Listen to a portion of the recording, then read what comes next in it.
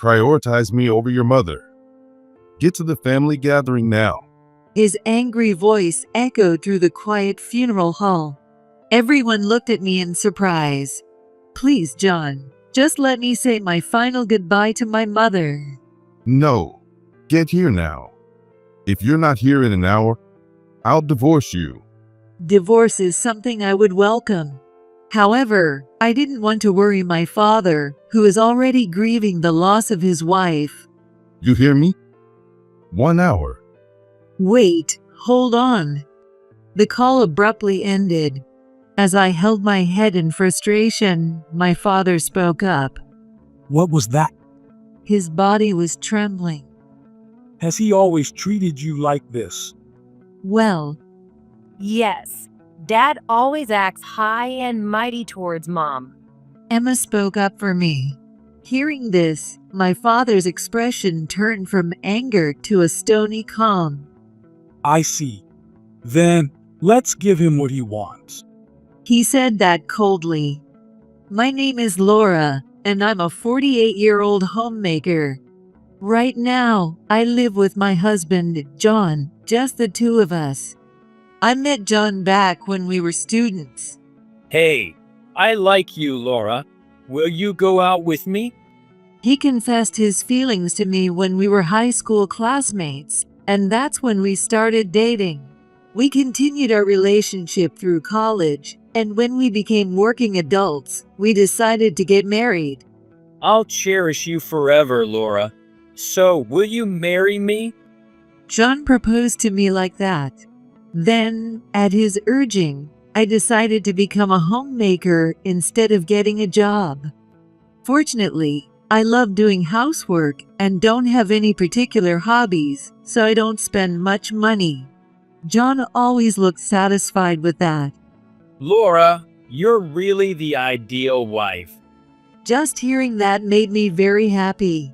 Soon after, I got pregnant with our daughter, Emma. Both John and I, as well as our parents, were overjoyed. Mom, let me help. My daughter, Emma, grew up to be a kind child who would follow me around, trying to help. Gradually, her kindness extended beyond me to others as well. If she saw someone in trouble, she would actively offer help. She had a strong sense of justice too, often confronting bullies head-on and coming home covered in dirt. You were really a tomboy back then. I kind of remember. Sorry for causing so much trouble. My proud daughter, Emma, grew up and left home when she got married. Since then, it's just been John and me. One day, while I was cleaning as usual, the intercom rang. Oh my God, here we go again. I checked the monitor and, as expected, it was John's mother, Mary. I sighed as I opened the front door. How long does it take to open the door? You're really slow. Mary complained as soon as the door opened and walked in.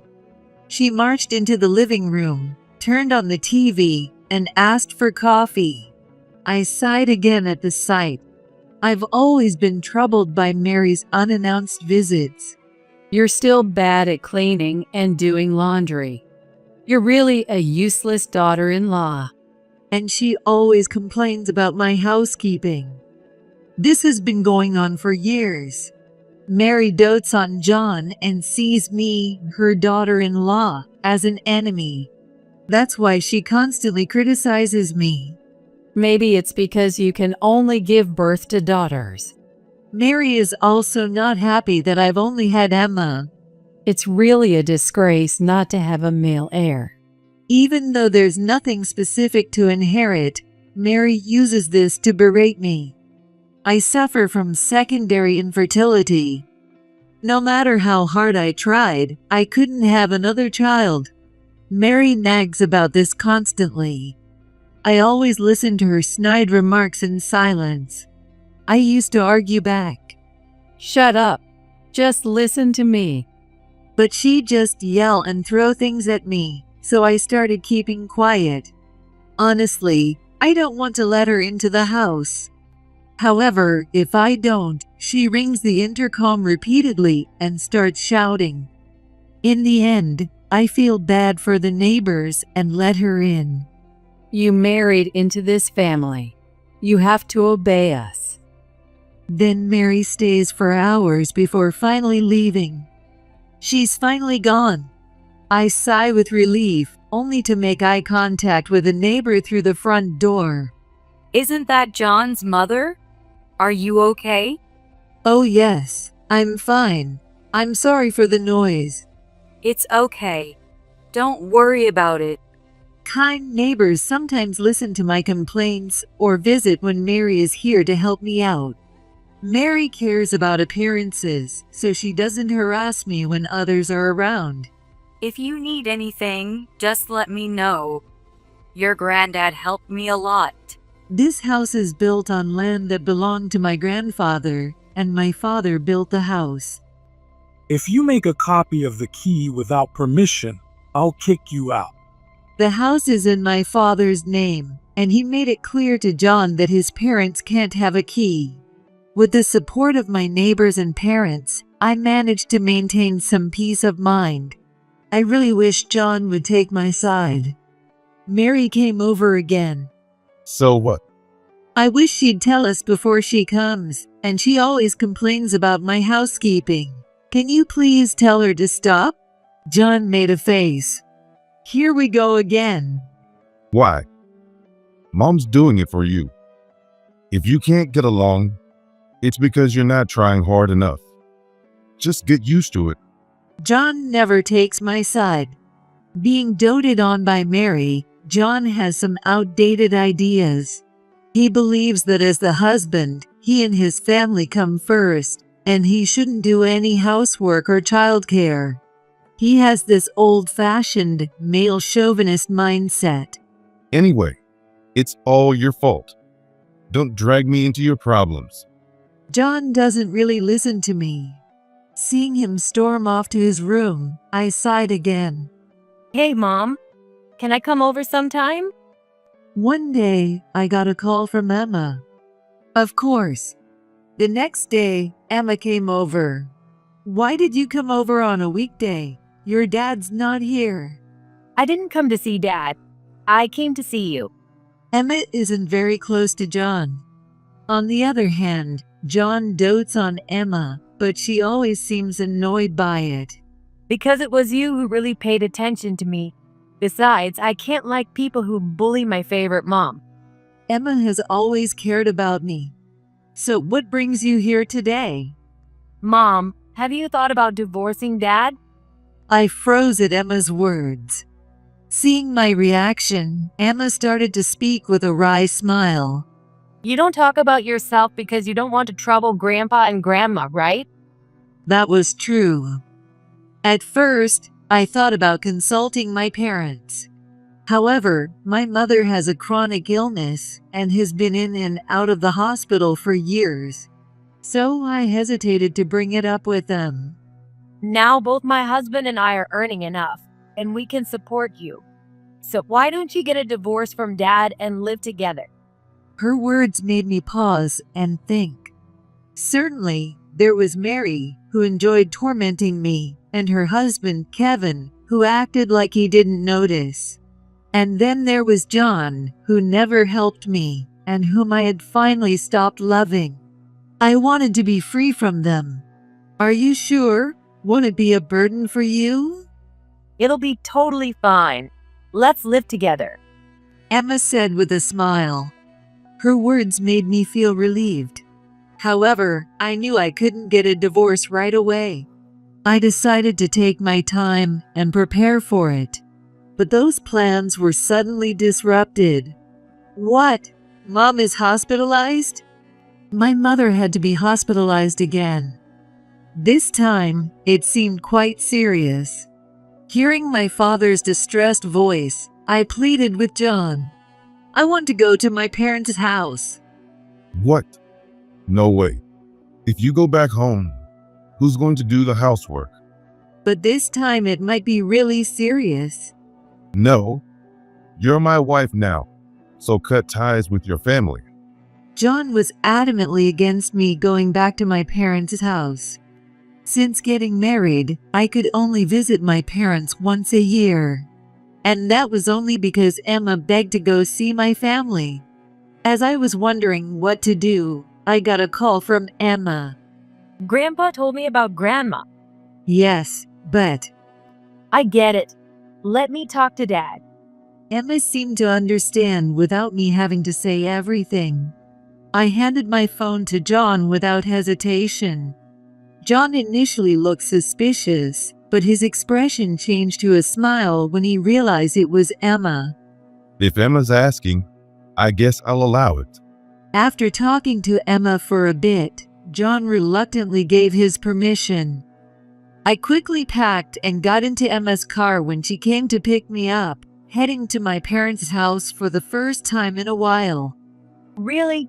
Dad makes me so mad. Emma said that angrily while driving. I smiled wryly, but I couldn't stop worrying about my parents. Mom, you might not want to think about this now, but you should seriously consider the future. I nodded at her words.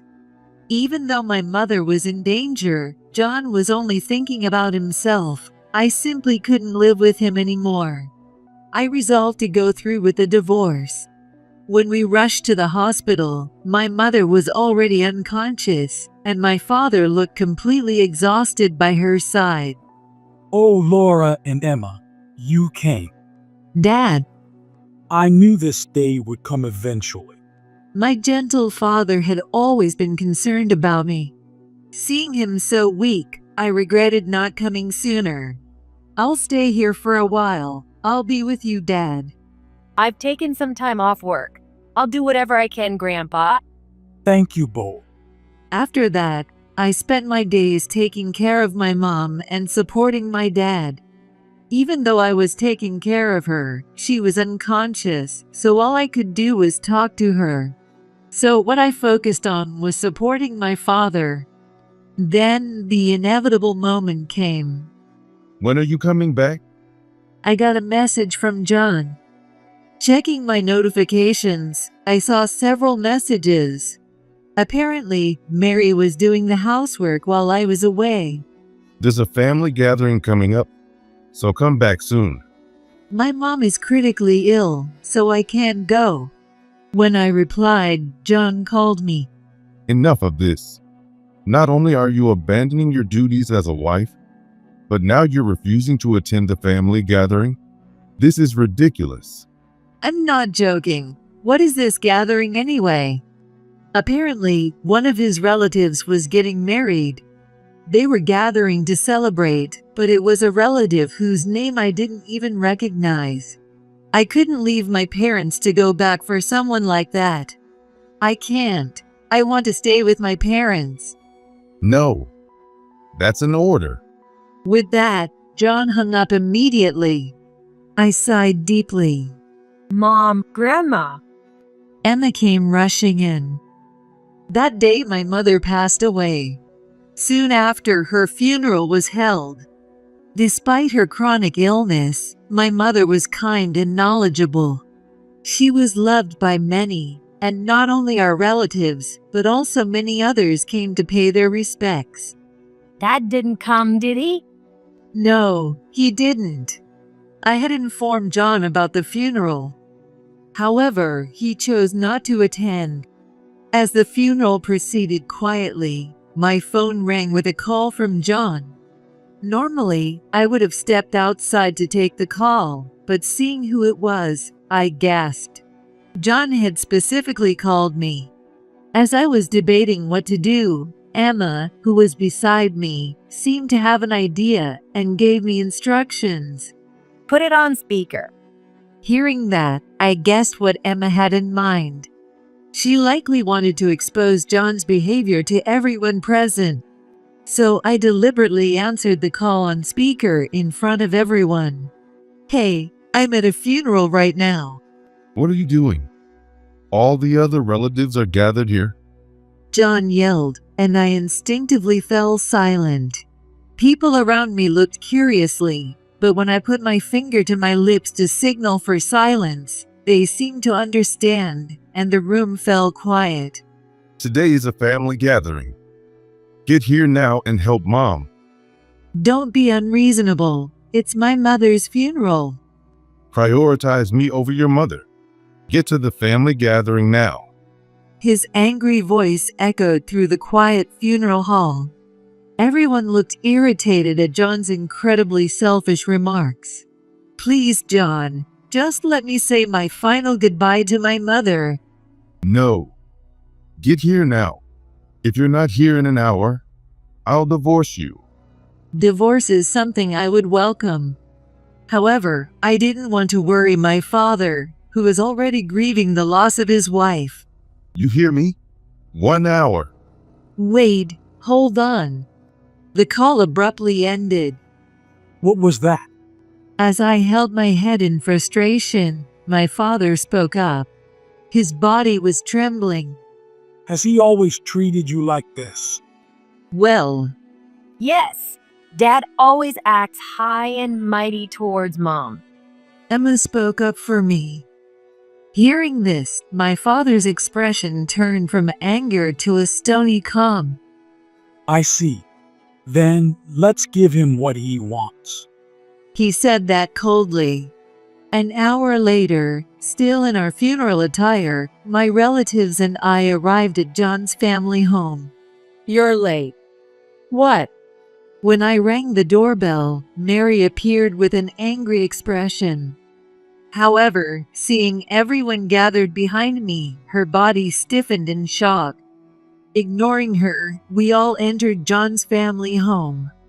As we moved toward the noise, I saw men laughing crudely, likely drinking. Meanwhile, the women seeing us stepped aside in silence, their expressions surprised. Sorry to keep you waiting. You're late. What the? John turned around at my voice and froze. His expression was just like Mary's. The relatives, who had been lively, were surprised to see us, all dressed in suits. What's with the outfits? And why is it not just you, Laura? You told me to come immediately, even though it was during my mother's funeral, so here I am. Since there was something more important than my wife's funeral, we all decided to come. We smiled at John. But no one's eyes were smiling. Noticing this, John mumbled and looked away. Well, that's... All right then. Would you mind telling us why you called Laura away? What right did you have to take her away from the important moment of saying her final goodbye to her beloved mother? Though my father was smiling, the pressure he exerted was terrifying. Well, Laura is my wife, so... So being a wife means you can do anything to her. Pushing all the housework and childcare onto her. Allowing your mother to harass her. And forbidding her from visiting our house. Is that what you think a wife is? John tried to speak, but my father quickly countered. Eventually, John fell silent. What do you think my precious Laura is to you? My father yelled at John. John flinched and froze, letting out a small gasp. Stop it. You're scaring John. Mary rushed in. While she glared at my father, he returned her gaze coldly. It's only natural for a wife to obey her husband's family. What era do you think you're living in? Human rights are defined by law, and your statement is in direct contradiction to those laws. Are you aware of that? My father immediately countered Mary's words. Clearly, he was extremely angry about the situation. Seeing my father's rare display of anger made me feel a bit relieved. However, I didn't show it and kept glaring at John. Besides, if you say that, I can't come home either. Emma said that as she stood next to my father. You always tell me to come home once in a while, but you tell Mom she can't visit her parents. What's that about? That's... You should have come to Grandma's funeral, Dad. Instead, you're here drinking. I've hated that about you since I was a kid. John looked shocked at Emma's words. He never imagined that Emma disliked him. Then my relatives started chiming in, calling him insensitive and the worst family. Even about half of John's relatives began to look at his family with disdain. No way. Emma hates me. John, pull yourself together. Though Mary said that, John was already in a panic. Seeing this, we left the house. After sending my mother off peacefully, I returned to the house one more time. I needed to pack my belongings. Are you sure you want to come with me? Of course. I decided to divorce John and move back home. And I planned to live quietly with my father. Laura, Just as I finished packing, John barged in. Behind him was Mary. It seemed that Kevin was not around. He still avoided these situations, as usual. Perfect timing. Here, sign this. I handed John the completed divorce papers. Seeing them, he turned pale and began to apologize. I need you, Laura. Please reconsider. No, I have no love left for you. Wait, Laura. We'll forgive you for everything. So you should forgive John too. Something snapped inside me at Mary's words. Who do you think you are to forgive anyone? What? I don't need your forgiveness for anything. Mary flinched as I suddenly yelled. Ignoring her, I began to let out everything I had been holding in. Even though I repeatedly told her to call ahead, she always showed up unannounced, and I hated it. Every time she complained about my housekeeping, it made me uncomfortable. Whenever I went to Mary's house, she treated me like a maid and never gave me a break. I directed all my pent-up frustrations at John and Mary. Why on earth should I need your forgiveness? Well, If anything, it's you who should be asking for forgiveness. You should be saying, I'm sorry for staying at your house for hours without notice, complaining about everything, and treating you like a maid. Mary fell silent at my words. Well, maybe it was because my father was standing next to me, glaring with a cold smile. John, I can't leave my precious Laura in your care any longer. Get out of this house. What? The house is in my name, so it's you who needs to leave. John turned pale, perhaps having forgotten this fact. Get out now. My father ordered John and Mary out. Wait. Laura, please reconsider. Wait a minute. Before you leave, just sign the divorce papers.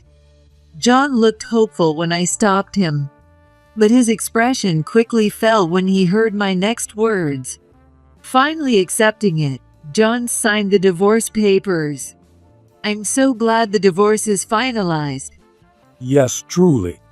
As my father and I shared a laugh, we heard commotion outside. We looked out the window to see what was happening.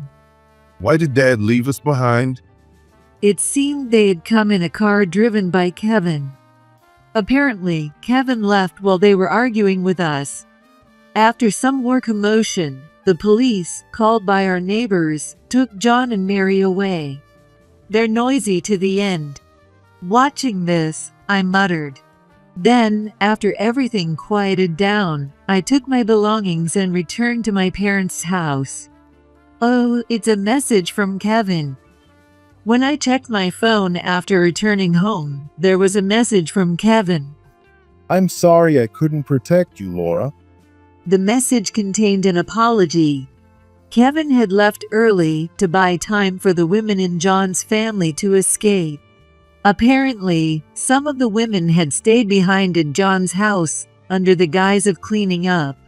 It seems that our arrival woke up the women.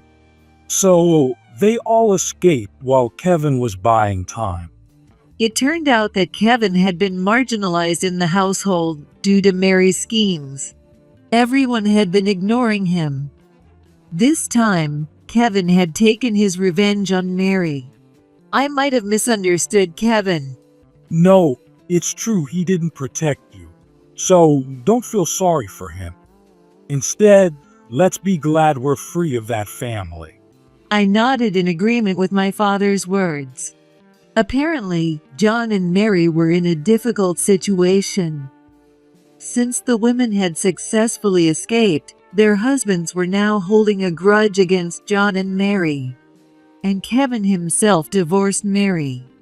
The two of them were shunned by all the relatives, and Kevin kicked them out of the house, forcing them to move into a cheap apartment. It's going to be tough for them from now on. What did you do to Dad? I had taken a significant portion of John's savings through property division and compensation for emotional abuse. Additionally, I had informed his company about his behavior. John would occasionally bring his colleagues to the house. John had old-fashioned views in the worst way. As a result, he would sometimes forcibly bring his subordinates to the house.